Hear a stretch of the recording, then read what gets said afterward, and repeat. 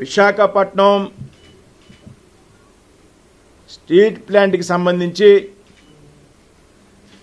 ఆర్థిక ప్యాకేజీ ప్రకటించాక ఏదైతే 14,440 కోట్లు ఉన్నదో అది ప్రకటించిన తర్వాత మొట్టమొదటిసారిగా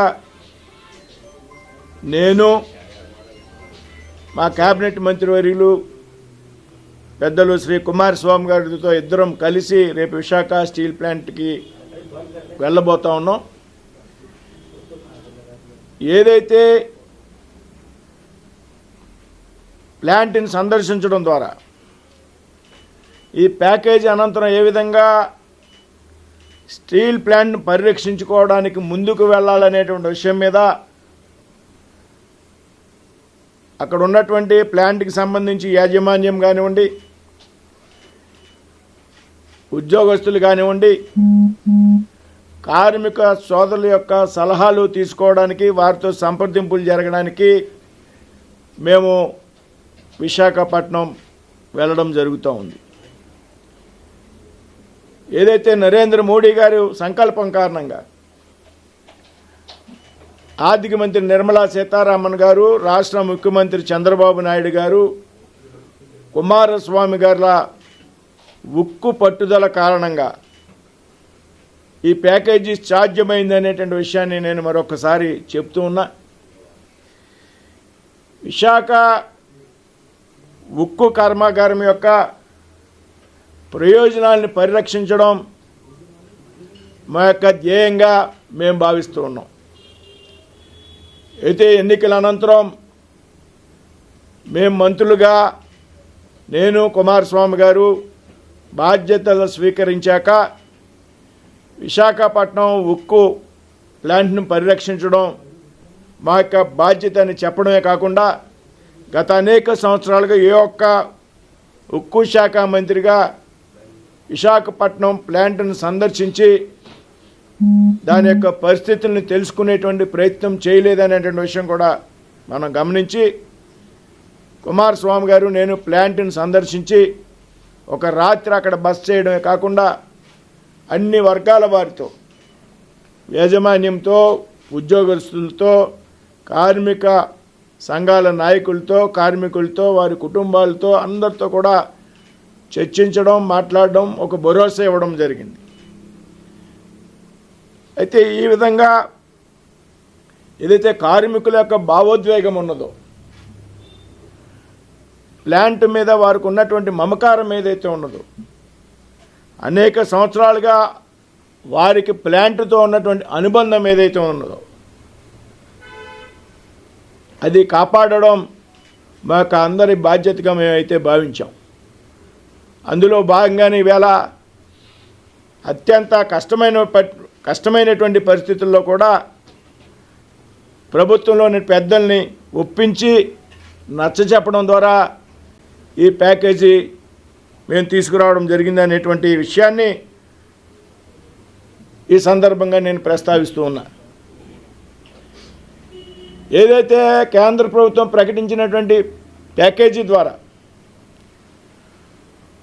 ముందుగా ప్లాంట్ని పూర్తిగా తన యొక్క ఉత్పత్తి సామర్థ్యం ఏదైతే ఉన్నదో ఆ దిశగా పనిచేసే విధంగా తీసుకువెళ్ళాలనేటువంటిది కేంద్ర ప్రభుత్వం యొక్క ఉద్దేశం అనేటువంటి విషయాన్ని సందర్భంగా చెప్తూ ఉన్నా.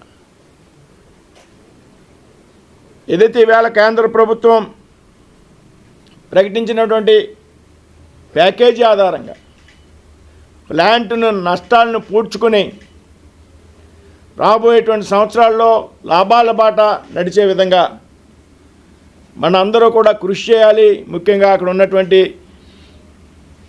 యాజమాన్యం కానీ, కార్మికులు కానీ వీటి మీద దృష్టి పెట్టాల్సినటువంటి అవసరం ఉంది. మనం ఏదైతే సమిష్టి కృషి ద్వారా ప్లాంట్కు ప్యాకేజీ సంపాదించుకున్నామో అదేవిధంగా రాబోయేటువంటి రోజుల్లో ప్లాంట్ని సమిష్టిగా పనిచేసి లాభాల్లోకి తీసుకెళ్లవలసినటువంటి బాధ్యత కూడా మనందరి మీద ఉన్నది అనేటువంటి విషయాన్ని ఈ సందర్భంగా ప్రస్తావిస్తూ ఉన్నా. ఏదైతే ప్రధానమంత్రి నరేంద్ర మోడీ గారి యొక్క ఆలోచనల దేశంలో స్టీల్ ఉత్పత్తిని పెద్ద ఎత్తున పెంచాలి అనేటువంటి భావనతో ఉన్నారో ప్రధానమంత్రి గారి యొక్క లక్ష్యాన్ని చేరుకునే విధంగా కూడా మనంతా కూడా ప్రయత్నం చేయాలి. స్టీల్ ఉత్పత్తి అనేది ఏ దేశానికన్నా అత్యంత అవసరం అనేటువంటి విషయాన్ని మనం అంతా కూడా గ్రహించాలి. ప్రధానమంత్రి గారు ఏదైతే స్టీల్ పాలసీ 2017 ఉన్నదో దాని ప్రకారం 2030 నాటికి ఈ దేశంలో స్టీల్ ఉత్పత్తిని 300 మిలియన్ టన్నులకు పెంచాలి అనేటువంటి ఆలోచన, ప్రధానమంత్రి గారి ఆలోచనకు అనుగుణంగా మనం అంతా కూడా ముందుకు వెళ్ళవలసినటువంటి అవసరం ఉందనేటువంటి విషయాన్ని ప్రస్తావిస్తూ ఉన్నా. విశాఖ స్టీల్ ప్లాంటు దేశంలోనే అత్యుత్తమ స్టీల్ ప్లాంట్లో ఒకటి అనేటువంటి విషయం మనం అందరూ కూడా గ్రహించాలి. మేము 2 రోజుల పాటు నిన్న మొన్న బొకారో స్టీల్ ప్లాంట్లో సెయిల్కి సంబంధించి బొకారో స్టీల్ ప్లాంట్లో నేను కుమారస్వామి గారు 2 రోజులు పూర్తి సమయం ఇచ్చి పరిశీలించడం జరిగింది. అక్కడ కూడా స్టీల్ ఉత్పత్తిని పెంచాలి అనేటువంటి ఆలోచనతో. కాబట్టి వేళ భారత ప్రధాని నిర్ణయానికి అనుగుణంగా కూటమి నాయకత్వంలో సాధించుకున్నటువంటి ఈ ప్యాకేజీని మనం అంతా కూడా సద్వినియోగం చేసుకోవాల్సినటువంటి అవసరం ఉందనేటువంటి విషయాన్ని ప్రస్తావిస్తూ ఉన్నా. అంతేకాకుండా ఏదైతే స్టీల్ ప్లాంట్లో ఉన్నటువంటి కార్మికులకు గత 3 నెలలుగా వేతన బకాయిలు ఉన్నాయో వాటిని కూడా అతి త్వరగా ఏ విధంగా చెల్లించాలనేటువంటి విషయం మీద కుమారస్వామి గారు నేను కలిపి ఆలోచన చేస్తున్నామనేటువంటి విషయాన్ని సందర్భంగా ప్రస్తావిస్తున్నా. ఏదేమైనా కార్మికుల యొక్క ప్రయోజనాల కోసమే మేము పనిచేస్తామనేటువంటి విషయాన్ని సందర్భంగా స్పష్టం చేస్తున్నాం. కార్మికుల్లో దయచేసి ఎటువంటి అపోహలు కూడా వద్దు. భవిష్యత్తులో ఈ ప్లాంట్ ప్రైవేటీకరణ అవుతుందేమో అనేటువంటి ఆలోచన దయచేసి ఎవరు చేయొద్దు అనేటువంటి విషయాన్ని సందర్భంగా ప్రస్తావిస్తున్నా.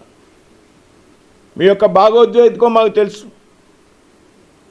దాదాపు 32 మంది ప్రజలు ప్రాణాలు కోల్పోయిన తర్వాత అవేళ తెన్నేటి విశ్వనాథం గారు అమృతరావు గారి యొక్క అనేక మంది ఆంధ్రుల యొక్క ఉద్యమ ఫలితంగా ఈ స్టీల్ ప్లాంట్లు మనం సంపాదించుకోవడం జరిగింది. కాబట్టి దీన్ని రక్షించుకోవాల్సినటువంటి బాధ్యత మనందరి మీద కూడా ఉన్నది. దీన్ని ముందుకు తీసుకువెళ్ళడానికి ఎటువంటి పైనైనా కానీ కేంద్రం నుండి మేము నాయకులతో మాట్లాడి ఈ ప్లాంట్కి ముందుకు తీసుకెళ్ళినటువంటి ప్రయత్నం ఎప్పుడు చేస్తూనే ఉంటామనేటువంటి విషయాన్ని సందర్భంగా ప్రస్తావిస్తున్నాం. కాబట్టి ఎవరేం మాట్లాడినా ఎవరేం చెప్పినా దయచేసి ప్యాకేజీ ఇచ్చే వరకు ప్యాకేజీ కావాలని డిమాండ్ చేసినటువంటి కొంతమంది వ్యక్తులు, కొన్ని సంస్థలు కూడా ప్యాకేజీ ఇచ్చిన అనంతరం ఈ ప్యాకేజీ మోసపూరితమైనటువంటి ప్యాకేజీ, ఈ ప్యాకేజీ వల్ల విశాఖ స్టీల్ ప్లాంట్కి ఏ విధమైనటువంటి ఉపయోగం లేదు అనేటువంటి వ్యాఖ్యలు చేస్తున్నారో ఇది బాధ్యతారాహిత్యంగా మేము భావిస్తూ ఉన్నాం. విశాఖ స్టీల్ ప్లాంట్ యొక్క ప్రయోజనాలను కాపాడేటువంటి వ్యక్తులు, సంస్థలు, విశాఖ స్టీల్ ప్లాంట్లో పనిచేస్తున్నటువంటి కార్మికుల యొక్క ప్రయోజనాలు, వారి కుటుంబాల యొక్క ప్రయోజనాలు కాపాడేటువంటి సంస్థలు ఎవరు కూడా దయచేసి ఈ విధమైనటువంటి బాధ్యత రాహిత్య ప్రకటనలు చేయొద్దు అనేటువంటి విషయాన్ని చాలా స్పష్టంగా చెప్తూ ఉన్నాం. ఇంత ప్యాకేజీ ఇచ్చాక కూడా ఇంతమంది కృషి కారణంగా భవిష్యత్తులో ఈ స్టీల్ ప్లాంట్ ప్రైవేటీకరణ అవుతుంది అనేటువంటి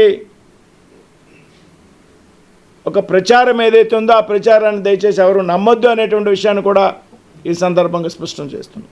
శ్రీనివాసరావు గారు, ఈ 11,000 కోట్ల ప్యాకేజీ విశాఖ స్టీల్ని గట్టెక్కించడానికంటే ఇప్పటికే అనేక సమస్యలు ఉన్నాయి.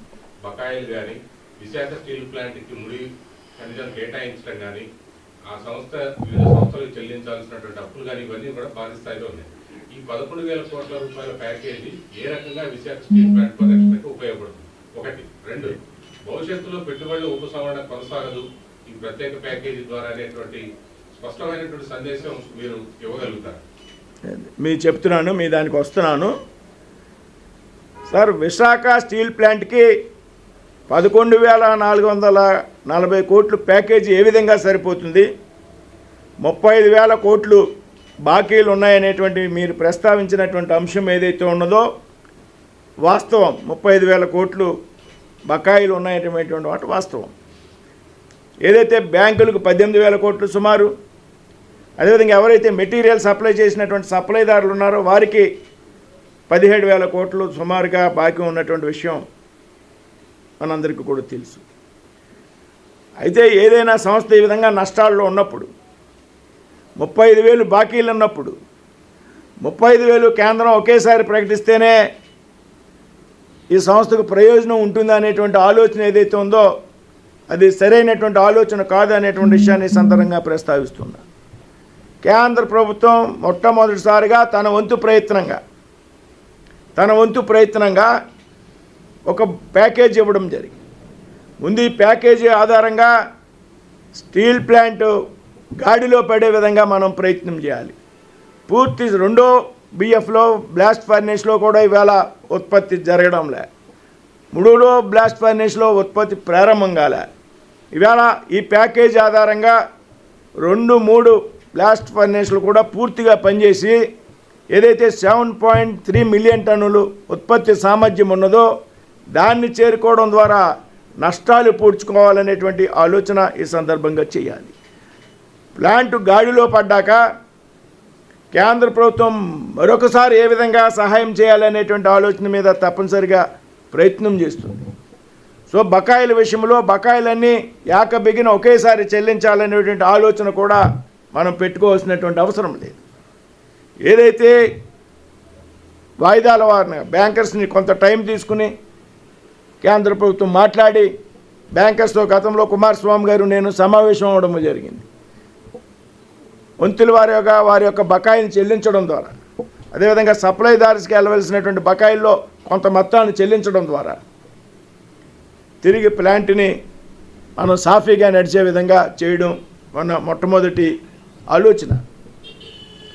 ఈ ఆలోచనతో ప్రారంభమై ఆగస్టు నాటికి 3 బిఎఫ్లు కూడా పూర్తిగా పనిచేయాలనేటువంటిది కేంద్ర ప్రభుత్వం యొక్క ఆలోచన. ఈ విధంగా జరిగిన తర్వాత రాబోయేటువంటి రోజుల్లో ఏ విధంగా కేంద్ర ప్రభుత్వం స్టీల్ ప్లాంట్కు సహాయం అందిస్తున్నటువంటి విషయం కేంద్ర ప్రభుత్వం ఆలోచన చేస్తుంది. ఇవాళ 11,440 కోట్ల ఆర్థిక ప్యాకేజీ ప్రకటించాక కేంద్ర ప్రభుత్వం యొక్క చిత్తశుద్ధిని ఎవరు కూడా అనుమానించాల్సినటువంటి అవసరం లేదనే సందర్భంగా నేను చెప్తూ ఉన్నా. తదుపరి ఏం చేయాలి? పూర్తిగా ఉత్పత్తి సామర్థ్యం వచ్చాక ఈ ప్లాంట్ యొక్క ప్రతిపత్తిని ఏ విధంగా నిలబెట్టాలి, లేకపోతే మరొక డిమాండ్స్ ఉన్నాయో వేరే వాటిలో మెర్జ్ చేయాలని వాటిని అన్నింటినీ కూడా కేంద్ర ప్రభుత్వం క్షుణ్ణంగా పరిశీలిస్తే సరైనటువంటి నిర్ణయం తీసుకుందా అనేటువంటి ఆలోచన విషయాన్ని మీకు అందరికీ కూడా స్పష్టం చేస్తున్నా. ఏదైతే సెయిల్లో మెర్జర్ విషయం కొంతమంది ప్రస్తావిస్తున్నారు, సెయిల్తో అనేక సార్లు సమావేశం కావడం జరిగింది. సెయిల్లో విలీనం అనేటువంటిది ఒక అంశం. అయితే సెయిల్ కూడా చెప్పింది ఏంటంటే ఈ పరిస్థితుల్లో మేము విలీనం చేసుకోలేము, ముందు ప్యాకేజీ ఇవ్వాలి, ప్యాకేజీ ఇవ్వండి విశాఖ స్టీల్ ప్లాంట్కి, పూర్తిగా త్రోసిపుచ్చకుండా ప్యాకేజీ ఇవ్వండి, ప్యాకేజీ ఇచ్చాక మాకు మేనేజ్మెంట్ ఇవ్వండి, నిర్వహణ, మేము సమర్థవంతంగా నడిపి నష్టాలు బాట నుంచి విశాఖ స్టీల్ ప్లాంట్ తప్పించి ఆ తరువాత స్పెసిఫై చేస్తున్న ఆ తరువాత మేము మెర్జ్ చేసుకునేటువంటి విషయం పరిశీలిస్తామనేటువంటి విషయాన్ని సెయిల్ అధికారులు చెప్పడం జరిగింది, సెయిల్ సిఎండి గారు. అయితే ఇక్కడ కొన్ని విషయాలు మనం ఆలోచన చేయవలసినటువంటి అవసరం ఉంది, అర్థం చేసుకోవాల్సినటువంటి అవసరం ఉంది. సెయిల్లో విలీనం అనేది ఈ ప్యాకేజీ పూర్తిగా ఉపయోగించుకుని ప్లాంటు నష్టాల బారి నుంచి బయట వచ్చాక కేంద్ర ప్రభుత్వం నిర్ణయం తీసుకుంటుంది. ఆ తీసుకునేటువంటి నిర్ణయం విశాఖ స్టీల్ ప్లాంట్ ప్రయోజనాలను కాపాడే విధంగా, అక్కడ ఉన్నటువంటి ప్రతి ఒక్క కార్మికుల కుటుంబాలని వారి ప్రయోజనాలను కాపాడే విధంగా ఉంటుందనేటువంటి విషయం చాలా స్పష్టం. ఏదైతే సెయిల్ ఉన్నదో దయచేసి అందరూ అర్థం చేసుకోవాలా. మేము కూడా మాట్లాడాము చాలాసార్లు సెయిల్తో, రాబోయేటువంటి రోజుల్లో కూడా మాట్లాడతాం. ముందు ప్యాకేజీ మనం ఉపయోగించుకునే విధాన్ని ఆలోచన చేయాలి. సెయిల్ అనేటువంటి సంస్థ భారత ప్రభుత్వానికి సంబంధించి సంస్థ, అదొక ప్రభుత్వ రంగ సంస్థ. సెయిల్లో దయచేసి అర్థం చేసుకోండి, పదే పదే చెప్తున్నా, సెయిల్లో 65% ప్రభుత్వానిది వాటా, 65% ప్రభుత్వానిది వాటా, 35% షేర్ పబ్లిక్ది వాటా. సెయిల్ పూర్తిగా ప్రభుత్వ రంగ సంస్థ కాదు, అదే పూర్తిగా పబ్లిక్కి సంబంధించినటువంటి సంస్థ కాదు. 65-35 రేషియోలో నడుస్తున్నటువంటి సంస్థ. ఈ సంస్థలో ప్లాంట్ని విలీనం చేయాలి, మెర్జర్ చేయాలి అనేటువంటి ఆలోచన వచ్చినప్పుడు ప్రభుత్వం నిర్ణయం తీసుకోవాలి. 65% వాటా ఉన్నటువంటి కేంద్ర ప్రభుత్వమే కాకుండా 35% ఏదో పబ్లిక్ వాటా ఉన్నదో ఆ పబ్లిక్ వాటా సంబంధించి కూడా ఆలోచన చేయాల్సినటువంటి బాధ్యత ప్రభుత్వం మీద ఉన్నది అనేటువంటి విషయాన్ని గుర్తు తెచ్చుకోవాలి. అలాగని సెయిల్లో మెర్జ్ చేయడానికి మేము వ్యతిరేకమైనటువంటి అభిప్రాయం కూడా తప్పు అనేటువంటి విషయాన్ని ఈ సందర్భంగా చెప్తున్నా. పబ్లిక్ షేర్ ఉన్నప్పుడు 35%, దాని గురించి కూడా ఆలోచన చేయాలి. దానికి సంబంధించినటువంటి ఎక్సైజ్ చేసిన తర్వాత ఈ ఆగస్టు తర్వాత పూర్తి సామర్థ్యం ఉత్పత్తి ప్రారంభించాక కేంద్ర ప్రభుత్వం సరైనటువంటి నిర్ణయం తీసుకుంది. అది సెయిల్లో విలీనం చేస్తుందా, మరొకసారి వేరే సంస్థలో విలీనం చేస్తుందా, లేకపోతే మరొక పెద్ద ప్యాకేజీ ఇస్తే ఈ ప్లాంట్ యొక్క ప్రయోజనాలు కాపాడుతుందా అనేటువంటి విషయం మనం ముందుగా ఉత్పత్తి సామర్థ్యం పెంచాక అనేటువంటి విషయాన్ని ఆలోచన చేయాలి. ఈ విధంగా ఏదైతే కేంద్ర ప్రభుత్వ రంగ సంస్థ సెయిల్ ఉన్నదో, సెయిల్లో విలీనం చేయాలా లేదా అనేది సెయిల్ సిఎండి గారి యొక్క వ్యక్తిగత నిర్ణయం మీద ఆధారపడి ఉండదు అనేటువంటి విషయాన్ని గమనించాలి దయచేసి. సెయిల్ సిఎండి గారి యొక్క వ్యక్తిగత నిర్ణయం మీద ఆధారపడుతూ ఉండదు అనేటువంటి విషయం దయచేసి మనం అందరూ కూడా గమనించాలి. దాని మీద కూడా నిర్ణయం తీసుకోవాల్సింది కేంద్ర ప్రభుత్వం. కేంద్ర ప్రభుత్వానికి విశాఖ స్టీల్ ప్లాంట్కి సంబంధించి ఎప్పుడు ఏ విధమైనటువంటి నిర్ణయం తీసుకుంటే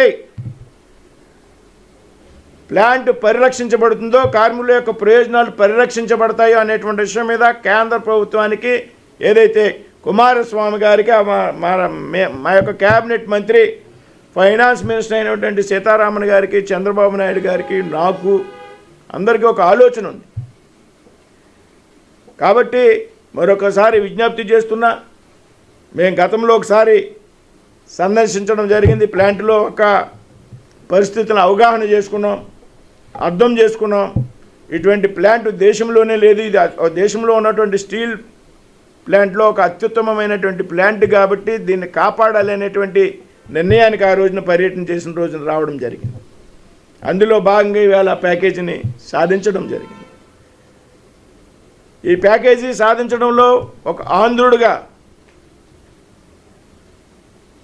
నేను ఈవేళ స్టీల్ శాఖ సహాయ మంత్రి హోదాలో ఉన్నట్టుకు నాకు చాలా ఆనందంగా ఉంది. రాబోయేటువంటి రోజుల్లో కూడా స్టీల్ ఫ్యాక్టరీ ప్రయోజనాల పరిరక్షణ విషయంలో నా సాయ శక్తుల కృషి చేస్తాననేటువంటి విషయాన్ని ఈ సందర్భంగా చెప్తున్నా. సార్ దాదాపు మాకు నేను వచ్చిన దాదాపు 238 కోట్లు అన్నారు, అరౌండ్ 240. అదే పెద్ద ఇష్యూ కాదు. అంటే స్టీల్ ప్లాంట్ నష్టాల్లో ఉన్నప్పటికీ కూడా మనం ఒక విషయం అర్థం చేసుకోవాలి. కార్మికులకి ప్రతి నెల జీతం ఇవ్వాల్సినటువంటి అవసరం ఉన్నది ఖచ్చితంగా. అందులో భాగంగానే గత అక్టోబర్ వరకు అంటే ఒక 15 రోజులు లేటుగా, ఒక 15 రోజులు పేమెంట్ 15 రోజులు లేటుగా అక్టోబర్ వరకు జీతాలు చెల్లించడం జరిగింది. అక్టోబర్ తర్వాత మాత్రం 50% ఒక నెల, 35% ఒక నెల, అక్టోబర్ నవంబర్లో వేళ డిసెంబర్ అవుతుంది. ఈ విధంగా కార్మికులకి జీతాలు మనం పెండింగులో ఉన్నటువంటి మాట వాస్తవం. అయితే ఈ పెండింగ్లో ఉన్నటువంటి జీతాలకి మొట్టమొదటి ప్రయారిటీ ఇవ్వాలని నిన్న మొన్న మేము కుమారస్వామి గారు ఇద్దరం కలిసి బొకారో పర్యటనలో కానీ అంతకుముందు కానీ మొట్టమొదటి ప్రయారిటీ కార్మికుల జీతాలు చెల్లించడానికి ఇవ్వాలనేటువంటి ఒక ప్రయత్నం చేయాలనేటువంటి నిర్ణయాన్ని తీసుకున్నాం. తప్పనిసరిగా ఆ దిశగా మేము ప్రయత్నం చేస్తాం. గత 7-8 నెలల కాలంలో గతానికి భిన్నంగా కేంద్ర ప్రభుత్వం ఆంధ్రప్రదేశ్కి అనేక రకాలుగా సహాయ సహకారాలు అందిస్తుంది. విశాఖ స్టీల్ ప్లాంట్ అయినా, పోలవరం అయినా, అమరావతి అయినా, జాతీయ. సో రాబోయే బడ్జెట్లో మరో 2 రోజుల్లో బడ్జెట్ రాబోతుంది. గత బడ్జెట్లో పారిశ్రామిక క్యారిటర్లు ఇచ్చారు, అదేవిధంగా పోలవరానికి నిధులు ఉన్నారు. ఈసారి బడ్జెట్లో ఆంధ్రప్రదేశ్ ప్రయోజనాలకు సంబంధించి సానుకూలమైనటువంటి నిర్ణయాలు ఉండే అవకాశం ఉందా? సార్ ఖచ్చితంగా ఆంధ్రప్రదేశ్కి పెద్ద ఎత్తున ఇవాళ కేంద్రం సహకరిస్తుంది అనేటువంటి విషయంలో ఏమాత్రం కూడా ఎవరికి అనుమానం లేదు. ఇది వాస్తవం. అయితే గతంలో ఎప్పుడూ లేనటువంటి విధంగా కేంద్రంలో కూటమి ప్రభుత్వం ఏర్పడ్డాక, రాష్ట్రంలో కూటమి ప్రభుత్వం ఏదైతే డబుల్ ఇంజన్ సర్కార్ గురించి మేము ప్రస్తావిస్తున్నామో ఆ రకమైనటువంటి ప్రభుత్వాలు ఏర్పడ్డాక అమరావతి నిర్మాణానికి రాష్ట్ర రాజధాని పెద్ద ఎత్తున వేల కోట్ల రూపాయల సహకారం, పోలవరం ప్రాజెక్టు నిర్మాణానికి వేల కోట్ల రూపాయల సహాయం, అదేవిధంగా అమరావతిలో రైల్వే లైన్ నిర్మాణానికి వేల కోట్ల సహాయం, అలా విధంగా విశాఖపట్నం ఏదైతే రైల్వే జోన్ ఉన్నదో దాన్ని ప్రకటించడం, అదేవిధంగా బీపీసీఎల్ ఏదైతే ముందు ఎన్నికల ముందు చెప్పనప్పటికీ కూడా రామాయపట్నంలో దాదాపు 70,000 కోట్లతో బీపీసీఎల్ రిఫైనరీకి కేంద్ర ప్రభుత్వం అనుమతినివ్వడం, అదేవిధంగా ప్రధానమంత్రి గారు ఈ నెల 8వ తారీఖున విశాఖపట్నం వచ్చి దాదాపు 2 లక్షల కోట్ల రూపాయల విలువైనటువంటి పనులకు కొన్ని నాటికి శంకుస్థాపన, కొన్ని ప్రారంభోత్సవం చేయడం జరిగింది. ఇప్పటి వరకు కేంద్రంలో ఈ 7 నెలల కాలంలో కేంద్ర ప్రభుత్వం నుండి రాష్ట్రానికి దాదాపు 3 లక్షల కోట్ల రూపాయల నిధులు కేటాయింపు జరిగింది అనేటువంటి విషయం మనం అర్థం చేసుకోవాలా. ఇప్పుడు మీరు అడిగారు బడ్జెట్లో ప్రాధాన్యత గురించి. తప్పనిసరిగా మన దావోస్ నుంచి ముఖ్యమంత్రి చంద్రబాబు నాయుడు గారు నేరుగా ఢిల్లీకి వచ్చినప్పుడు నేను ఆయన కలిసి ఆర్థిక మంత్రి సీతారామన్ గారిని కలవడం, రాబోయేటువంటి బడ్జెట్లో కూడా ఏ అయితే పనులు ఉన్నాయో వాటికి కేటాయింపులు చేయాలనేటువంటి విషయాన్ని ఆర్థిక మంత్రి గారి దగ్గర ప్రస్తావించడం, అదేవిధంగా కొన్ని కొత్త ప్రాజెక్టుల గురించి కూడా ఆర్థిక మంత్రి గారి దగ్గర ప్రస్తావించడం, తప్పనిసరిగా ఆంధ్రప్రదేశ్ అభివృద్ధి విషయంలో మేము నిధులు కేటాయింపు విషయంలో ముందుంటామనేటువంటి హామీని ఆర్థిక మంత్రి నిర్మలా సీతారామన్ గారు ఇవ్వడం జరిగింది. Okay sir. ఆత్మగా తలకాయ పట్టుకున్నారు. కూటమి ప్రభుత్వాలు కానీ బీజేపీ ప్రభుత్వాలు కానీ ఉంటేనే ఆ రాష్ట్రాలకు నిధులు ఇస్తున్నారు అలా అని అనుకోక్కర్లేదు. అంటే 14-19లో కేంద్ర ప్రభుత్వం పెద్ద ఎత్తున సహకరించింది. అప్పుడు కూడా సహకరించింది. ఇప్పుడు కూటమి ప్రభుత్వం ఉంది, కానీ పెద్ద ఎత్తున దుష్ప్రచారం కేంద్ర ప్రభుత్వం రాష్ట్రానికి ఏమీ చేయడం లేదు, కేంద్ర ప్రభుత్వం రాష్ట్రానికి ఏమీ చేయడం లేదు అనే విషయం. డబుల్ ఇంజన్ సర్కారు వల్ల మరింత ఉపయోగం ఉంటుంది అనేటువంటి విషయాన్ని మేము ప్రస్తావిస్తున్నాం. కానీ రెండు ఒకే కూటమికి చెందినటువంటి ప్రభుత్వాలు లేకపోతే సహకరించాలనేటువంటి విషయం చాలా రాష్ట్రాలు కూడా చాలా పెద్ద పెద్ద ప్రాజెక్టులు గతంలో ఇవ్వడం జరిగింది. ఆ రాష్ట్రాల్లో ఎన్డీఏ ప్రభుత్వం కాకుండా బయట ప్రభుత్వాలు కూడా అధికారంలో ఉండడం జరిగింది. కాబట్టి అది క్రైటీరియా కాదు.